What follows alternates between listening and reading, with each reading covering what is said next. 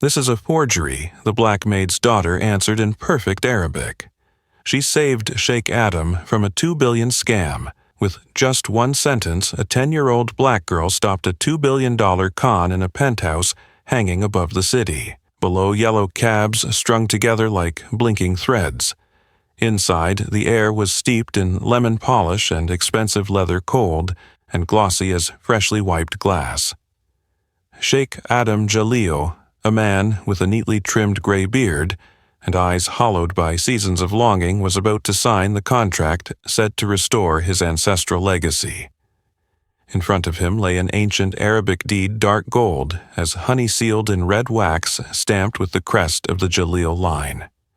At the room's edge, Ava Johnson, 10 years old, clutched the worn leather diary of Sergeant Michael Peterson, her great-great-grandfather who once served in wartime heritage protection, Monica Johnson.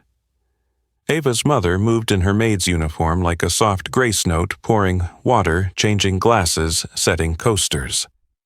Tasks meant to be invisible, pierced by sidelong glances and barbed remarks. "You bring your kid here, guess she can't afford childcare." The sand of microaggressions is fine. It doesn't shatter anyone, but it burns grain by grain. The door opened like a rehearsed note. Blake Finch entered, silver hair gleaming, a smile trained to shine too brightly. He spoke to Sheikh Adam in a baritone thick with credibility, while slicing lightly into Monica's world. All disruptive variables have been minimized. His lips curved in a smile, beautiful as a thin scar. Kareem Brooks, the Sheikh's trusted advisor, stood at an angle, silent in the way of one who notices every frayed thread in a room. Then the ritual began. Blake, gloved in white, unrolled the leather tube, lifting the parchment as if it were relic. Lights glinted off the flowing Arabic script. The red wax seal swelled translucent like resin hardened centuries ago. He recited the story by rote, the oasis of Al-Or, uncontested ownership, resource-rich sands, and the promise of $2 billion flowing like a gentle flood. Every word was bait, and the investors leaned forward like sardines chasing silver light. For the first time, Sheikh Adam sat upright, a sliver of hope flashing in his eyes. In the golden page he seemed to glimpse his father's shadow, his grandfather's voice. But close by, Monica set a coaster on the side table. A man with a massive ring flicked his hand dismissively. "Careful. That page is worth more than your life." Monica froze, tiny veins rising on her hand. Ava drew a breath, hearing her ancestors' words echo. Dignity is a fortress. Do not let the words of the small breach its walls. She stood taller, fingertips brushing the faded gold lettering on her diary cover. Then she noticed what didn't fit. The parchment was too evenly golden, like a staged sunrise thick without feather veins, no knife scrape marks of hand-cut skin. The black ink lay flat, missing the burnt brown halo of iron gall gone old, and the seal, the Kufic Diwani script, bore a dot that should never have existed in the era it claimed. As Sheikh Adam lifted the golden pen, its nib heavy-borne to sign shameful sums, Ava struggled to speak. Her chest swelled, collapsed. No sound. The pen descended. She stumbled half a step back, elbow striking the side table. A glass toppled, suspended for a heartbeat, then shattered. The crack split the room in two. Blake spun, voice slicing the air. "This is a place of business, not a playground. Control the child." Monica's face drained Ava the kitchen now. "I'm sorry, sir." Ava didn't look at her mother. She locked eyes with Sheikh Adam, and when she spoke it wasn't English. From the diary's transcriptions in formal Arabic, her words cut clear as a blade. "This is fake." The room froze. The men didn't understand the words, but they understood the tone.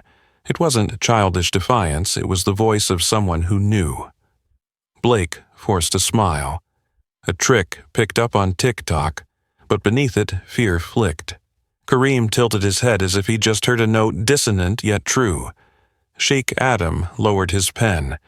His voice was calm, deep, no table thumping, no roar. Prove it. No wooden bench, no gavel. Yet the penthouse living room turned into a courtroom. Ava stepped out from the shadows, walked straight to the edge of the massive ebony table, its polished surface reflecting the tiny ribbon in her hair. She laid down Sergeant Peterson's diary, drew in a breath, large enough to fill 10 years of life, then spoke clearly, slowly, the voice of someone trained to read closely. You don't need to be old to see the truth. You just need to know where to look. First, the paper. 17th century vellum is calfskin scraped by hand. The surface always shows thin patches from overscraping translucent streaks when held to light, sometimes tiny holes where the fibers tore. This sheet is machine-perfect uniform gold, the kind of tea-stain chemical aging used to fake antiquity. Dim the lights, hold it against a source, and you'll see it doesn't sing like true vellum. Ava lifted the edge of the sheet beneath the ceiling light. Kareem instinctively reached for the dimmer. The softened glow revealed a parchment too flawless. Flawless in the industrial way laid bare. Second, the ink. Iron gall ink tannin, and iron when old doesn't just fade, it eats into the paper leaving thin brown halos like burn marks around the strokes. This is carbon ink. It sits on top, doesn't bite, doesn't stain, no halo. Look flat and clean as if signed yesterday. A few men whispered. One leaned close, afraid to touch. Blake tried to cut in, sneering adorable. 5th grade art history. Ava didn't even glance at him. She pointed at the red seal. 3rd, and the biggest mistake, the seal. This Kufic Diwani script places a dot on the letter Fa. In the geography and period, this deed claims that dot was not yet standardized. The authentic form of the time would be undotted or a small arch above. The dotted Fa only became codified much later at the end of the 18th century in Ottoman reform influence. The forger was skilled, but out of sync with history, the wrong day of the dot, the date of the dot. That phrase, date of the dot, fell like the closing chord of a solo. Investors exchanged looks, greed shifting into suspicion. Kareem had already produced a magnifier, gloves, and a pair of reading glasses for Sheikh Adam. The sheikh slipped them on, leaned forward, adjusted the brass lens against the table. The faint scrape of metal on wood struck like a match in silence. Focus on the Fa, Ava said.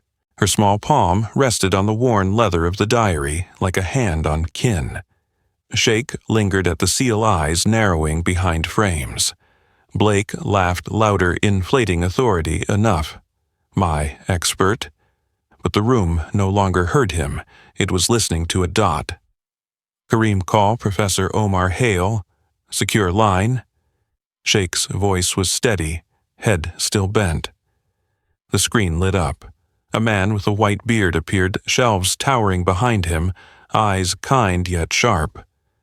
After brief greetings, the camera turned on the deed, panning over the paper, pausing on the ink, then zooming deep into the seal until the dot on Fa swelled like a moon.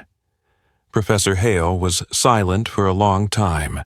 The silence of expertise, the kind sellers of heritage dread for it, opens a space where truth seeps in. He exhaled, half release, half restraint, an ambitious forgery. Skillful, but historically wrong. The materials, the ink, and now the seal. This dot does not belong to a 17th century deed in that region. It's like spotting a zipper on medieval armor, an anachronism too bright to ignore. The word forgery didn't ring loud, yet it slammed Blake Finch's entire narrative to the floor. One of his partners staggered back as if dodging radiation. Another was already pulling out a phone, murmuring about calling lawyers. Blake's jaw fell open. His once white teeth vanished, only his tongue flailing between denial and plea. Sheikh Adam removed his glasses, set them neatly on the table. He needed no gavel. He simply spoke just enough. Kareem, call security. No one leaves this floor. From the doorway, 2 men stepped out of shadow pillars solidifying. Those who had sung 2 billion like a hymn now swallowed hard, their throats dry. The room was left with 3, Adam, Monica, Ava.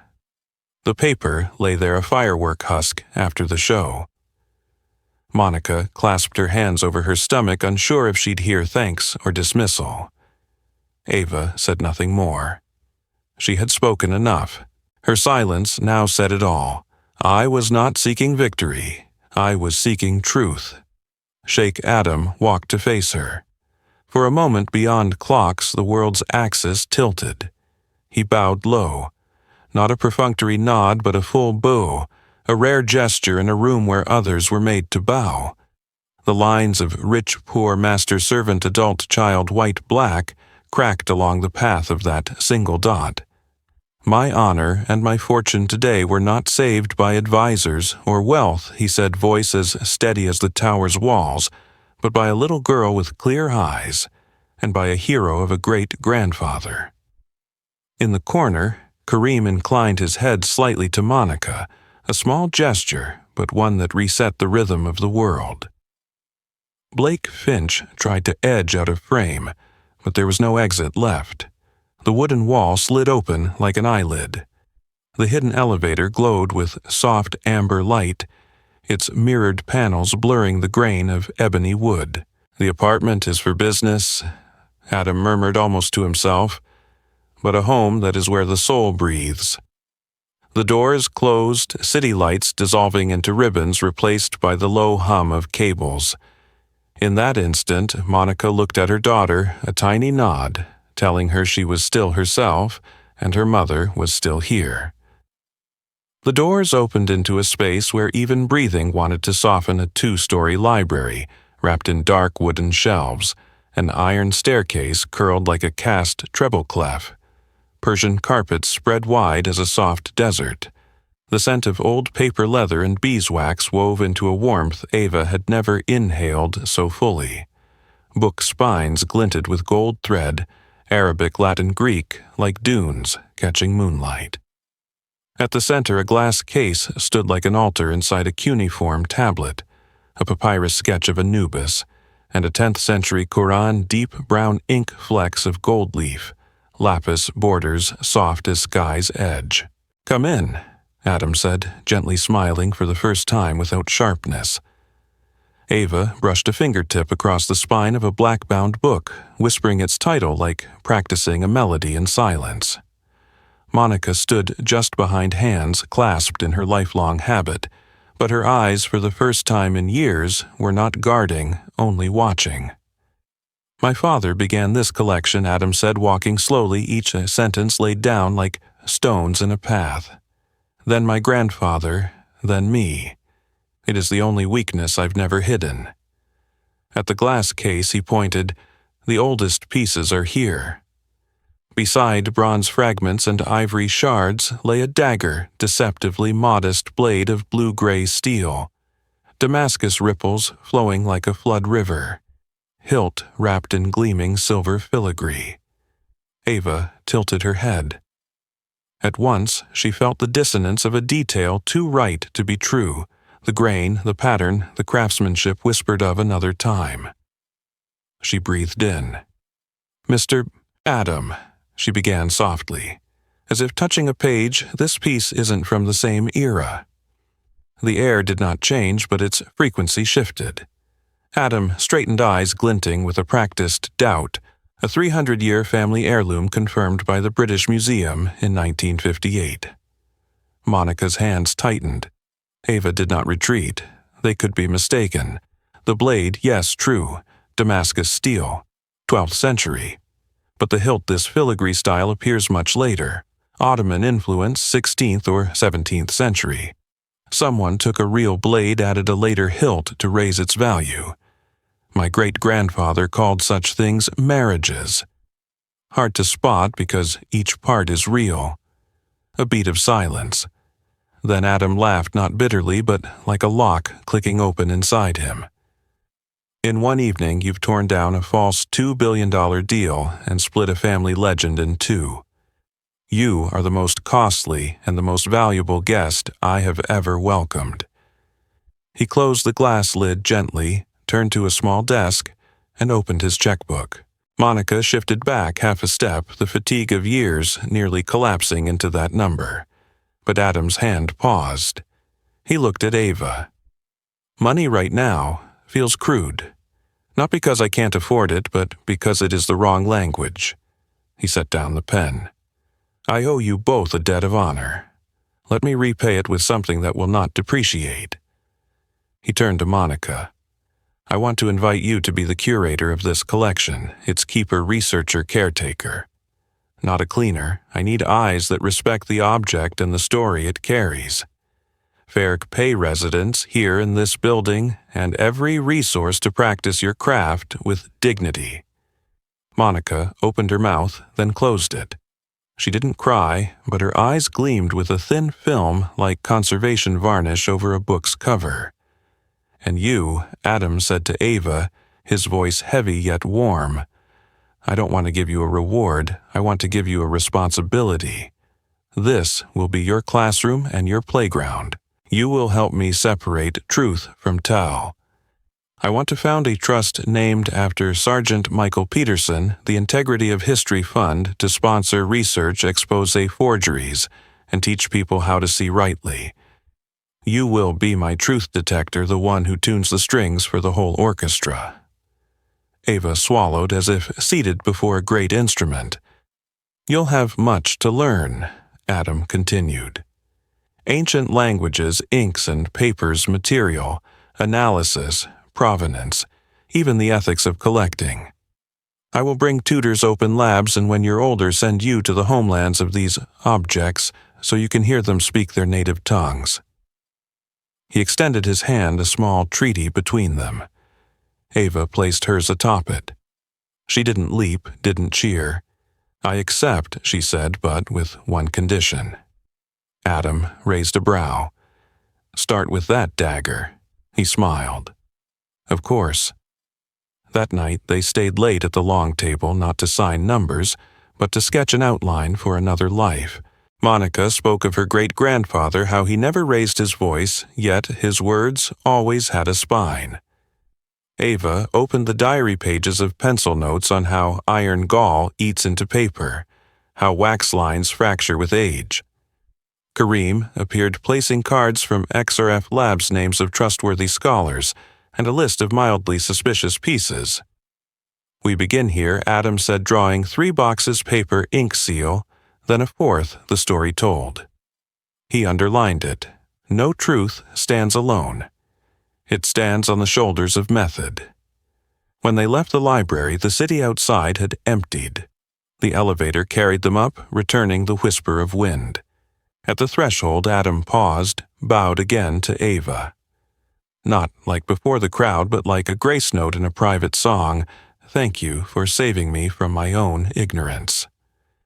Ava nodded, clutching the old diary. Before her, the endless shelves spread like a model city, each book a house with its own voice. She understood the work would begin tomorrow, and the work would never truly end. The first morning in the new apartment, sunlight no longer slipped through grimy bars, but poured in through a wide pane of glass that framed a slice of the city. The kitchen table was big enough for mother and daughter to sit across from each other without bumping elbows. On the wall, a fresh shelf space installed overnight at Adam's request waited for Ava's books.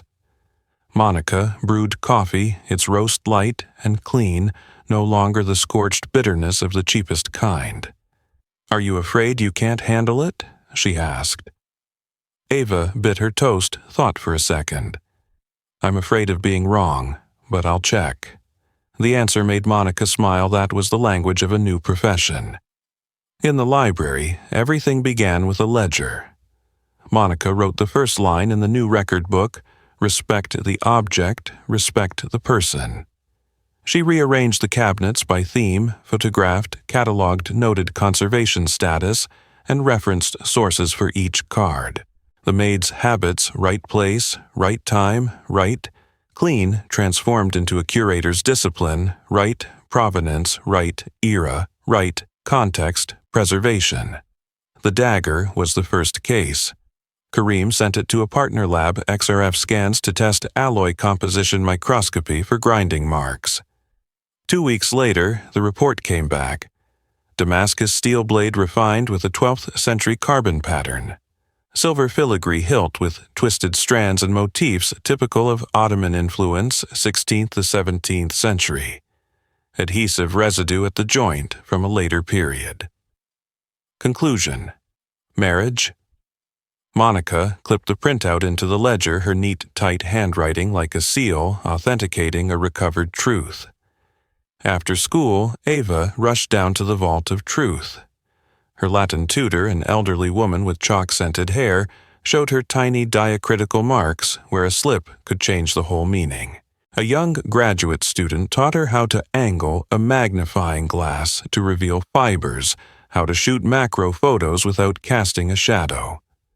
One day, they captured the watermark of a stack of letters from a great explorer. Once celebrated in a parlor, the photo revealed the paper's manufacture date, 20th century. Adam looked at the number and chuckled wearily, a souvenir of a drunken night. Ava recorded in her notebook, "Drink makes people believe memories can be bought." Each time they stripped away a layer of forgery, Adam's shoulders sagged, but his eyes shone brighter. He spoke less of restoring glory and more of restoring truth. At one corner of the desk, Ava quietly copied a line from her great-grandfather's journal. Most forgeries fail from arrogance. Forgers trust others will be lazy-eyed. She taped it to the shelf edge, a motto for their two-person workshop, or really three, because Monica often spotted offness in dust patterns with a single glance. Outside news of Blake Finch unraveled like wind ripping through a fair tent, old clients' past heritage sales retold under new light. Articles described him more as a master storyteller than a scholar, a man who built illusions out of mirrors and flattery. Some collectors went silent. Others emailed Kareem to have their vaults re-examined. Adam felt no satisfaction. He wrestled with a different question. Why did I want to believe so badly? The answer came one late night with his and Ava's heads bent over a 19th century Arabic map, because memory makes the heart hungry. And I bought bread made of paper. A month later, Adam hosted a small gathering in the library. No billionaires, no politicians, just professionals, curators, historians, conservators. Monica stood beside him, name tag reading Monica Johnson, curator. Ava wore a new blue dress, ribbon tied neat, clutching her old diary. Adam stood on the Persian carpet, spoke without a mic. For too long, we've treated history as merchandise, buy what makes us look grand, sell what makes us look beautiful. But history is not theater, it is discipline, and its foundation is truth. He spoke of Sergeant Michael Peterson, a man he had never met yet to whom he felt indebted. He spoke of the afternoon when his pen froze above a 2 and 9 zeros because of a dot placed in the wrong century. A single dot preserved the dignity of an entire room. Then he invited Ava up. She raised the diary. My great-grandfather taught every object tells a story, and some stories are lies. Our job is to listen closely enough to know which are true. That day, I only did one thing. I listened to the dot speak. People smiled softly, the kind of smile born when a simple truth cuts deep. The gathering ended with a brief declaration. The Sergeant, Michael Peterson. Integrity of History Fund was established. Its mission sponsor authentication run public classes. In reading objects, publish notable forgery cases, not to shame individuals but to teach method. Ava was named its first honorary fellow, a half-joke, half-truth, since she still had multiplication tables to learn in a fourth language. Late at night, only Adam, Monica, and Ava remained in the library. They sat by the glass case the dagger now restored to its rightful name, a beautiful but false marriage. People love to attach a glittering hilt to everything Adam said so it will fetch a price. Monica replied, because they don't believe the blade is enough. Ava looked at the dagger once more, then closed her notebook. Tomorrow, she said, let's examine the explorer's letters again. I want to try UV light. Maybe the ink will reveal another trace. Adam nodded. Tomorrow. He didn't say, thank you anymore. The word tomorrow already carried it all. Outside, the city exhaled lights dimming like a musician pausing between strings. In the vault of truth, the three of them sat longer than needed. Not because they didn't know what to do, but because they knew exactly what to do and wanted to hold on to that feeling. The feeling of a task beginning in the right place from a single dot heading very far. 2 weeks later, the storm was no longer raging in the penthouse living room, but in dense lines of letters that arrived. Blake Finch's lawyers demanded preservation of reputation, warning against fabricated slander, tarnishing an international expert. The media murmured some called the $2 billion deal a sand trap, others defended Finch with, why should a child decide matters for grown men? Adam gave no interviews. He answered with documents.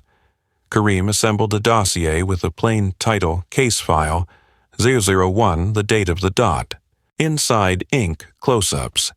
XRF spectra descriptions of paper fiber structures, comparative sketches of seals by region and century citations of published paleographic chronologies. On the opening page, Adam asked Ava to write a short piece, Why I Said It Was Fake. She wrote simply, because the paper didn't sing in the light, because the ink didn't bite, and because the dot was born too late. 3 lines followed by an arrow chart at paper, ink, seal. In the corner, Monica's hand. Principle of reading objects, let the object speak first, the person after. One afternoon, a private call came from Professor Omar Hale. We will not let a tabloid drown out method. I want to hold an open assessment in the faculty hall live-streamed for the professional community. We'll present step-by-step, no insults, no humiliation, just proper procedure. Adam nodded. He proposed, let the girl open. I'll stand beside her. On the line, Hale chuckled. I thought the same. Let truth speak in a 10-year-old's voice, it sobers adults. On presentation day, the hall filled with gray sweaters and highlighters. Some eyes judged Ava as if she were a media symbol. Ava looked back at them as one looks at a vein in paper. She placed her great-grandfather's diary on the lectern, pulled the mic low, and said, I'll show you 3 things. Slide 1, a real vellum sheet against light, thin patches like moonspots, fibers like fingerprints. Slide 2, Finch's deed surface, smooth as glaze grain, even like factory cloth. Slide 3, a macro of the seal. The FA blown up a bold dot, shameless as a plastic button sewn onto a silk robe of another century. A gray-haired man stood. If it's an excellent forgery, could the forger have deliberately recreated features of a neighboring region? Ava replied, That's exactly what we must test. But please see this comparison chart in this region at the end of the 17th century. Seal style remained dotless, or with a small inverted V-hook, not a solid dot. And in existing seal archives, dotted FA appears consistently only from the late 18th century under Ottoman standardization. She switched slides, 3 archive samples, comparative photos, annotated dates from 3 independent sources. A forger, even very skilled, can fail at the tiniest thing because they believe no one will have the patience to count the small. She pointed at the handwritten line of Sergeant Peterson on the slide. The assessment ended with a brief record. Finch's document was declared a forgery. The methodological sequence was confirmed. The council recommended publishing case files Euro 1 as a teaching model. Those who had frowned at the start came to shake Ava's hand. One female curator said I studied under Professor Hale 15 years ago. Today, I learned something from you. Ava bowed. She only answered, I just listened to the dot. But Finch did not stay silent. That night, his PR team pushed a clipped video a child exploited to destroy professional credibility. Hashtags rolled, comments flared. Monica switched the screen off halfway, suddenly recalling nights mopping strangers' floors, hearing them sneer about the help downstairs. You don't owe anyone an answer, she told Ava. Ava nodded, returned to her desk, reopened Case File 01 and checked footnotes again. She knew truth doesn't fight in the marketplace. It walks through the front door of the archives. The next morning, Kareem entered the library with a brown bundle, cloth ties, faded label, Al Orr correspondence. He set it down. An old driver of a family friend brought it. They say the Jaleel warehouse still has untouched boxes from the 1960s. Adam froze as if he had seen his father's shadow. Monica untied the cloth. The smell of mildew rushed out like the breath of a sealed room. Inside lay letters, invoices, hand-drawn maps, faded photographs. Ava gloved her hands, lifted each sheet. One letter dated 1891 in brown ink spoke of common land shared by 3 clans, water rights and crop rotations. Ava looked up. Grandfather. She whispered to Adam the story of absolute ownership might have come later. Cold draft passed their necks. Adam pulled out a chair, sat down. The plain words struck his eyes harder than any gilding. He said, If truth doesn't stand with me, I will stand with truth. He signaled Kareem photocopy digitized draft a cross-reference between these letters and Finch's tale. No more restoring glory. Ava, he said only, naming the past correctly. One evening, a knock at the library door. A young man in a plain suit, eyes red, introduced himself as Finch's former assistant. I came to apologize. He handed over a black notebook, calligraphy sketches of seals, margin, notes about dots, back pages, with appointments at an antique tea bath paper mill. I hate him, he said, but I hate myself more. Kareem accepted it without judgment, only said, You can do the right thing now. His name was omitted from the public record. Only anonymous contributor remained. That weekend, they sat in a small circle, Adam, Monica, Ava, Kareem, and Professor Hale on the screen. Together, they wrote the principles of the Vault 1. Let the object speak first. 2. Slow is fast. 3. Never attack individuals, only publish method. 4. Accept truth even when it makes us smaller. 5. Every conclusion must allow return when new evidence appears. Ava wrote the title by hand, Code of Truth. The stroke was steady as if laying the first beam of a bridge. Night fell. Adam stood at the library balcony, staring at the ironed spiral staircase like a forged strand of DNA. I once wanted to seal the past with a red stamp, he thought, but the past refuses to be sealed. It only accepts this, how we touch it.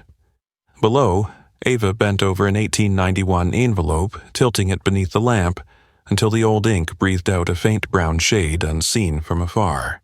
She smiled. History was speaking, and it spoke softly enough for only the patient to hear.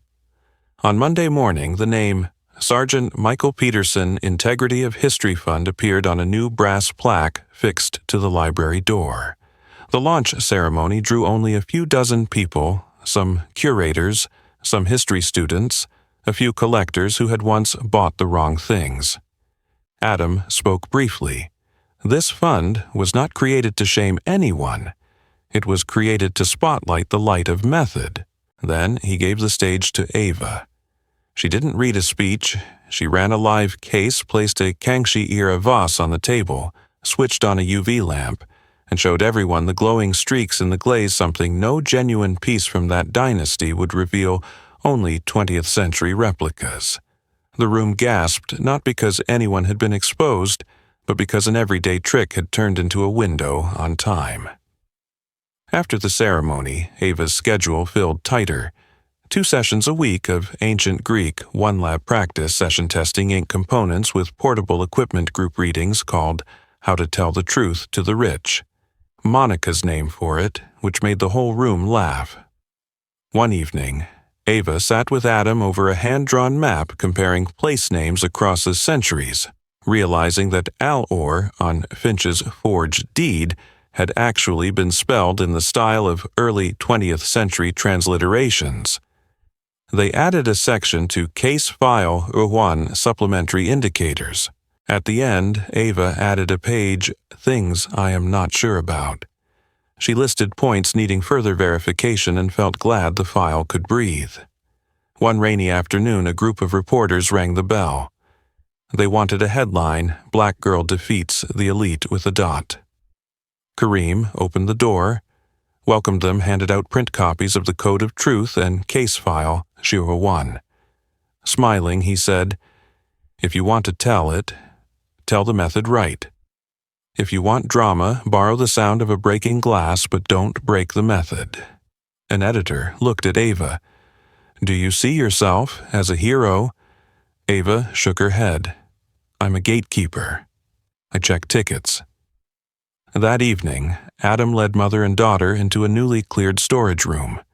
He turned on the lights, fresh pull-out cabinets, cushioned trays, crisp acid-free boxes. Monica, this room is yours. Monica touched a drawer handle. It felt like the first time she had ever held her own house key, only calmer. Adam, she said, using the name only co-workers used. I want a corner of this room for 1 sentence. She wrote in ink, right place, right time, right clean. Then she added a final stroke. Right truth. Case file 102 opened the marriage dagger. They documented the full chain of verification microscopic photos of the joint between hilt and blade metal spectra lab certifications. The report ended with Ava's short note. A beautiful object does not need a false life story to be precious. We honor it by calling it by its right name. Adam read the line aloud before pressing publish on the fund's site. Somewhere, someone would sneer splitting hairs. Somewhere else, a young person like Ava would set down their phone and bring a sheet of paper to the light. Late one night, Adam suddenly asked Ava if I hadn't believed you that first day, what would have happened? She answered, the truth would still be there, just slower. He nodded, then said, I've learned real power isn't in signing the line, it's in stopping the pen at the right moment. Ava smiled. Stopping to hear the dot. That became the Vault's unofficial motto. Stop to listen. News of Finch finally tied itself off neatly like a pulled cord. He faced civil charges, some collectors demanded restitution. The word expert peeled off his business card like a sticker losing glue. But in the library, no one opened champagne. They opened another box from the old warehouse invoices for ink purchases from 1913. In the margin, someone had scribbled, This ink bites the paper a bit too hard. Ava smiled, made a note. In her world, joy lay not in destroying anyone, but in catching a fine thread that tied 2 moments of time together. On Friday, the Vault hosted a free workshop for high school students. Ava showed them how to touch books without hurting spines, how to read a seal like a face, how to distinguish between believing and checking. One boy asked, If we don't have a lab, how can we know what's real? Ava answered, Start by slowing down. Start by holding paper to the light. Start by asking what here has a reason to exist. And always, if I'm wrong, how will I correct it? When the kids left, leaving a few wet footprints on the carpet, Monica passed by and smiled true footprints. That night, Adam stood before the glass case, gazing at the dagger now properly named. He thought of the first day of his hunger to reclaim a perfect past, of how a tiny dot had saved him from his swollen pride. He took a notebook and wrote, "I did not reclaim glory. I relearned honesty." He put down the pen. At the next table, Ava closed her great-grandfather's diary, switched off the lamp, and looked out through the glass at a sky scattered with ink-drop stars. She knew tomorrow would bring another old letter, another seal, another dot waiting to be heard. And she was ready. Because her work was not to make noise. Her work was to make things clear. The last news of Blake Finch fell like a door closing softly. He signed a civil liability settlement longer than his own birthday guest list, stepped down from several boards, and vanished from any place with a microphone. But the most important room had no microphones, the small meeting room just behind the vault one evening with no ties. On the table lay the brown envelope marked Ale Ore Correspondence and hand-drawn maps newly laminated. "We don't stop at proving forgery," Adam said, leaning back, hands interlaced like a lock without a bolt. "We must call the past by its right name."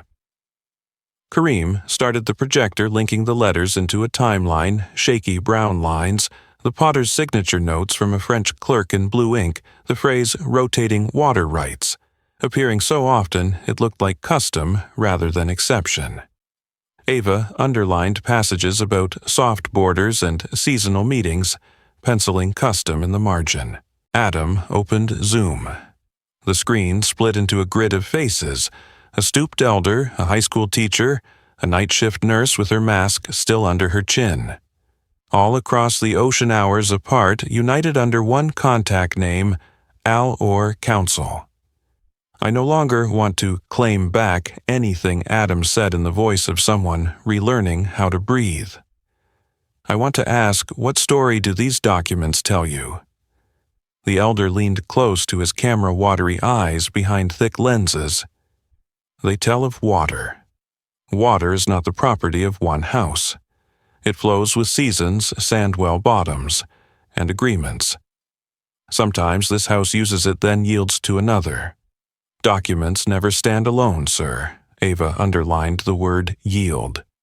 Monica, now so used to the title curator she no longer flinched when addressed, pulled a 1911 letter from its box pointing to a passage about temporary fences removed each rainy season. "We found evidence matching your words," she said, voice, even as if reading a box label, but her eyes smiled. Adam exhaled. "If truth does not stand with me," he said, "I will stand with truth." He proposed a pledge to fund digitization of all related archives, to build an open online repository, to invite community representatives as co-editors to sponsor local students in conservation and manuscript studies. "The resources," I nearly shouted, "mine by ancestry." Adam said, "We will now dedicate to those who carry the story forward." The elder nodded slowly. Silence followed, not the silence of a courtroom, but the silence of someone finding their voice. Ava closed her notebook, asked permission to present. "Case file, here's a 3 Commons, not Kingdom." She projected excerpts of old letters, faint fingerprints at paper edges, a hand-drawn map with shaky lines like water veins. I think she said a true story can stand beside a beautiful story. But the true story must come first. She turned to Adam. "You already had the beautiful one. Now you have the true one." The next day, the vault hosted a special session for law and history students. Ava laid 3 objects before them: the forged deed-tagged teaching object, fake the marriage dagger with both dates noted, and the 1891 letter digitized and facsimile for touch. She handed each student a magnifying glass. "No magic, only time and light," she said. "And one habit, hold everything up to the light on the page and in your mind." A sharp question pierced the air. "Do you feel pressured? Being a black girl in rooms like this?" Ava tilted her lens circle of light, magnifying a single fiber. "I see I have a job," she said slowly. "I see I must be loyal to that job. Everything else will find its place if I do the job well." The law professor glanced at Monica, eyes warm. Monica smiled, touched the spine of the letter resting in its acid-free tray, smoothing the fold like brushing her daughter's hair. "We started with the right place," she said, "and we just kept walking." In the days that followed, the vault saw many shoes come and go: sneakers of students, loafers of academics, boots of a demanding collector who arrived unannounced. Some left emails requesting family archives be checked. Some slipped business cards into the guest book with notes I once bought wrong. "Thank you for giving me a way to correct." Adam noticed he spent less time at the front door, less the host, and more time hunched at the reading desk, back bent like a letter itself. One stormy night, lightning lit the spiral staircase like a silent harp. Pouring tea, Adam asked Ava, "Are you angry with me for almost believing the story that made me larger?" Ava shook her head. "If you hadn't stopped your pen, maybe. But you did stop." Her answer was as simple as a coaster placed in the right spot. Adam laughed, stopped to hear the dot. They clinked cups. Rain lashed the window like a map begging to be smoothed flat. The next week, they hung a small sign at the vault's door just below the brass fund plaque, "Stop to listen." No author, no logo, just 4 words. Everyone who passed read it as if it were their own breath. Then came an email from a Chicago museum inviting the vault to partner in authenticating a trove of newly acquired Arabic letters labeled from the private collection of a late 19th century merchant family. "Field trip?" Kareem asked. Adam looked at Monica, then at Ava. "We'll go," he said. "Not to bring anything back. To bring the way of seeing." They flew out on a morning flight, arriving as the snow turned from powder to slush.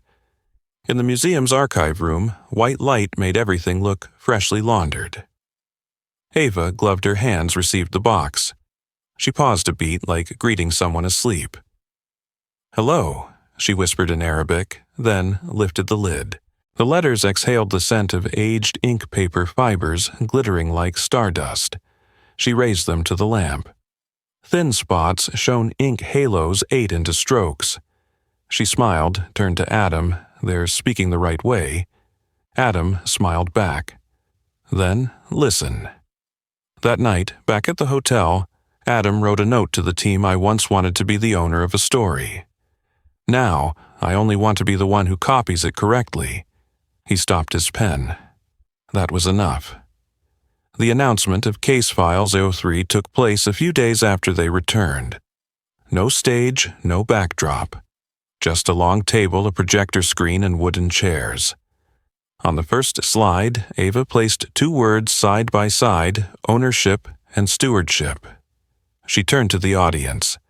"There are things we should not own. We should steward them for those before us and those after us." The next slide showed the 1891 letter with its translation words describing the shared use of water like a refrain that never grows old. Someone asked, "What if those in power don't agree?" Adam rose. "When I didn't agree, I was wrong," he said simply. "And I was lucky to have a little girl tell me to stop my pen." The room laughed, the kind of laugh that reflects back at oneself. He bowed to Ava, then bowed again to Monica. The second bow, smaller, private, like a gentle mark at the end of a sentence, properly closed. Monica did many things unnoticed, yet those things kept the whole room standing. She replaced book supports with softer padded wedges, adjusted the storage temperature multiple times a day, placed the label "Teaching Object Fake" on the forged deed, deciding it would not be burned nor hidden, but displayed where all could see as a reminder of a mistake corrected. "We don't erase the ink," she told Kareem. "We write an annotation over it." Ava kept learning, kept making mistakes, kept correcting them. One afternoon, she misread a watermark reversing the year. She wrote erratum in the record herself, underlined it in red, and signed her name. Adam saw it said nothing more, only left a mint on the edge of her desk. "Everyone has this line in their file," he said. "What matters is writing it down." Ava nodded, slipped the candy into her pocket, and kept it like a lucky stone. Kareem brought back another small box from the old warehouse, faded photographs, an ink purchase ledger, a few unused envelopes. Inside one, a scrap of brown paper. Someone's draft sketched a different version of the Jalil family seal, above the F.A., a small arch stroke instead of a dot. Maybe someone once corrected it properly, Ava said, then later, generations changed it wrong again. Monica lifted the scrap onto the glass as gently as touching a fevered wrist. Wrong habits spread easier than right ones, she said. But habits can be relearned too. One afternoon, the vault received an unexpected visitor, the young man who once brought the black notebook in apology. He stood at the doorway, unwilling to step too far. I found work at a used bookstore, he said. I learned to classify books to write provenance correctly. I wanted to thank you. Kareem nodded, handed him a printed sheet of the Code of Truth. It's not ours, he said. Take it, use it for your shop. The young man folded it, tucked it into his jacket pocket. Before leaving, he looked at Ava. Thank you for not making noise. You made it clear. Ava tilted her head, smiling. I just listened. The most memorable moment came on a day that seemed ordinary. A group of elementary school kids arrived, hair tied high, shoelaces, crooked eyes, bright and noisy. Ava set in front of them a magnifying glass and a photocopy of a seal with the F.A. What do you see? A rare hush. Then a tiny brown hand shot up. There's a dot. And sometimes Ava said a dot tells an entire story. The child nodded, half understanding, half not, but smiling wide enough. Monica stood behind hands, clasped heart, lowering gently. She had passed through so many rooms where her daughter had to shrink. Today, she was in a room where her daughter didn't have to grow up too fast, just be right. That night, the city outside lay low with fog lights drifting like fish. Adam sat alone a while, gazing at the glass case of the teaching object, Fake. In its reflection, he saw himself smaller behind him, the spines of countless taller books. He smiled. He had chosen the right thing to diminish. He wrote a line in the fund's notebook. We will continue to publish files, some wrong, some corrected, some argued over another dot. Good, because right does not arrive in one day. It arrives as a habit. Ava closed her notebook at that moment. She stepped to the case, touched the Fake label not to peel it, but to remember. She glanced at the entrance where the sign "Stop to Listen" hung like looking at a friend. She held her mother's hand. Let's go home, she said. Tomorrow there's a pile of papers.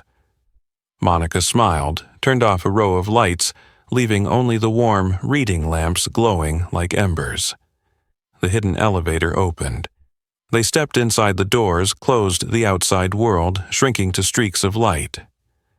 Are you afraid? Monica asked, the old question now turned tender habit. I'm afraid, Ava answered truthfully, and I'll check. They both laughed at the same time. High above the penthouse slept like a stage cleared of props. Below the vault breathed like a creature with its own rhythm, cradling letters, seals, ink stains, stories, finally called by their right names. The next morning, as the key turned once, as the reading lamps lit as the first sheet was lifted to the light, the work began again with something very small, a dot. And from that, everything grew, but grew right. There are rooms so large they make us believe we must shout to be heard. But then, a small dot like Ava's reminds us to stop and listen to hear paper sing under light ink, breathe with age dignity, rebuild its fortress. If one tiny detail can turn the course of 2 billion, surely it can also turn a day, a decision, or a memory for each of us. What was the moment in your life when you stopped the pen to listen, and what dot, a detail, a hunch, a small truth helped you recognize what was right? Share it in the comments. I'd love to read your story. And if you found this journey worthwhile, share it with someone who needs to hear it, and subscribe so you won't miss the next stories from the Vault of Truth.